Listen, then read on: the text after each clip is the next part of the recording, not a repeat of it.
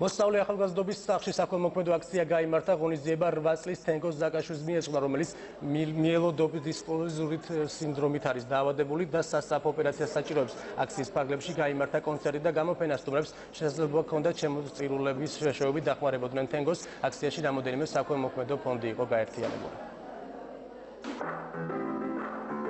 დღევანდელი საღამო საქველმოქმედო აქციო კონცერტი სხვა თანაორგანიზატორებთან ერთად იმართება 8 წლის თენგოს ზაკაშვილისათვის, რომელსაც აქვს წვავე ლეიკემია, რაც გამოიხატება იმით, რომ მას ესაჭიროება ძვლის ტვინის გადანერგვა. ბავშვს ჭირდება ძვლის ტვინის ტრანსპლანტაცია, რომელიც საქართველოში სამწუხაროდ არ კეთდება.